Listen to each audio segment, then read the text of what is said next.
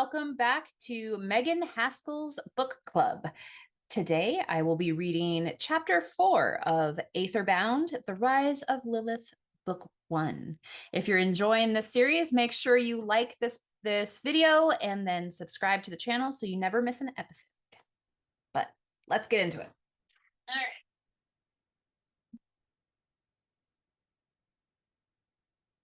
Here we go.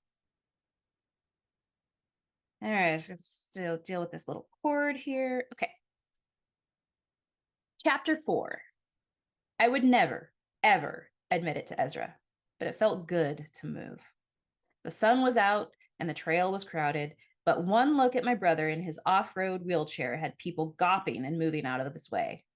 As always, he was a man on a mission, his arms pumping at the levers that pushed his chair across the hard-packed dirt at speed. I was hard-pressed to keep up with him, especially on the downhill sections. At least on the uphill, he had to slow down too. Of course, he never asked for help and I never offered. His endurance was better than mine. When we paused for a breather at the picnic area, I knew there was something on Ezra's mind. He passed me a bottle of water from the pack on the back of his seat and cleared his throat. Next week is the anniversary. I know, I cut him off. I didn't need the reminder of the day when all hell broke loose, when my mother tried to kill me and my brother tried to save me. He had saved me and had sacrificed his legs to do it. He'd been 16. I'd been 12. It was the first day I saw a demon. I'm going to visit her grave with Dad. I swallowed a gulp of water and the rising anger. Why? Why would you do that? She was sick, Lil. Ezra said the words without inflection, without anger or rancor or the edge of betrayal. Sick like me, you mean? No, you've been able to fight them. She wasn't strong enough. I shook my head. She'd fought them for at least 25 years. Who's to say I'll even last that long? And what happens when I fail? Who will I try to murder in their sleep? A man sitting nearby shot me a wide-eyed glance and I dropped my voice. I'm too much like her. My mother had been a vibrant light in our world. She loved to dance in the rare Southern California rain and laughed like an angel. She always had blue paint under her fingernails from whatever seascape she was currently working on, and smelled like the vanilla and lavender essential oils she wore as perfume. When we were little, she would read to us from a giant book of Greek myths. We each had our favorites and would take turns choosing the story for the night. Hers inevitably involved Poseidon or the ocean, while I preferred the wise and adventurous goddesses Hecate and Athena. Ezra almost always chose one of the labors of Hercules or adventures of Achilles. He said the demigods were more realistic because they were half human. Sometimes we'd mix in the myths of other cultures too. Trickster gods like Loki and Coyote, even the ancient Babylonian creation myths. They were all fair game for the bedtime adventures. But as we grew older, she started to disappear. At first, she would forget to pick us up from school. She said she lost track of time. But then her absences grew longer. By the time I turned 12, she would disappear for days or weeks at a time, leaving my dad scrambling for childcare and us kids wondering what we had done to chase her away. It wasn't until that night in my room that I understood why she would leave. I'd been asleep. I woke to find her pacing in the dark, muttering something about betrayal and protection. I couldn't really understand her words. That didn't matter. Her eyes were wild and distraught, her movements sharp and staccato. Every so often, she would look at me in my bed, and all I saw was despair burning within the golden brown of her iris.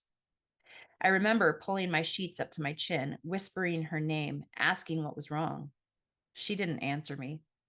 That is, until she leaned over the bed with a knife in her hand. The blade glinted in the light from the hallway, slashed down toward my neck. My arm instinctively came up, getting between the edge and my face. The knife was sharp. It cut deep to the bone. I screamed then. Ezra's room was next to mine. We shared a bathroom. Jack and Jill, that's what they called it. He'd still been awake, studying for an exam or something, and had come running. He'd grabbed Mom around the shoulders, but she struggled against him. He was 16 and already taller than she was, but he was trying not to hurt her, and she wanted one thing. my blood. They'd stumbled backward. I was screaming and sobbing. Dad was working late on call at the hospital. Somehow, Ezra pulled my mom out of my room and into the hallway that overlooked the living room like a loft. There was a banister, but it wasn't enough. It was like it happened in slow motion. The memories are etched in my brain. I'll never not see it. Mom threw her head backward, broke Ezra's nose. He let go, reached his hands to his face. She slammed an elbow into his gut. He hit the banister. His feet left the ground. I was still in my bed, blood everywhere from the cut on my arm, but I reached out as if I could catch him.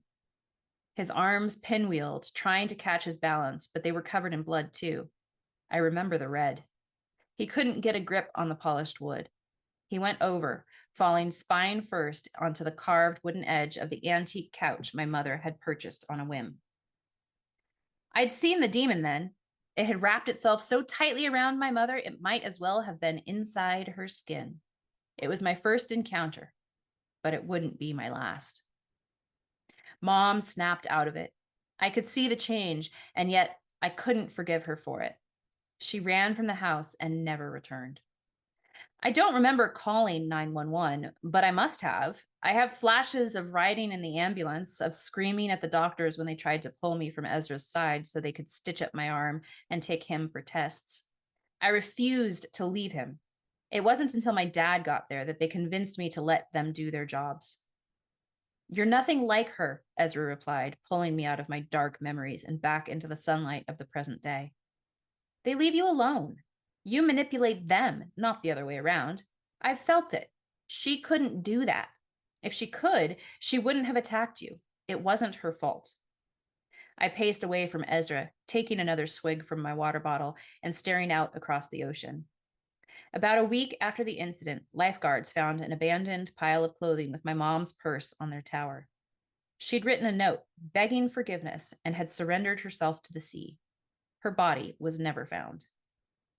We buried that pile of clothing, her last remains. I'd never been back. The waves may have claimed her, but they hadn't washed away her sins. What kind of mother takes a knife to her own daughter? Pushes her son over a railing? I shook my head again, still not looking at Ezra, though I could feel him behind me. She should have fought harder. My gut clenched, anger simmering deep within my core. I'd never forgiven her. It didn't need to be said. Ezra sighed. We stayed at the lookout point for another few minutes before finally heading back to Ezra's van. We didn't talk much, but it wasn't because I was angry or upset. It was just that I had nothing more to say. The past was the past. It couldn't be changed.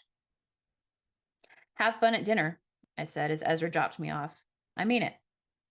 The offer's open. I'm sure Dad would like to see you. Tell him I'm okay. That's all he needs to know. Ezra frowned, but didn't disagree. I shut the door, and he drove away. That's the end of chapter 4. Next week, I will continue with chapter 5, so make sure you subscribe to the channel so you never miss a chapter release. Thanks so much for joining me. See you next week.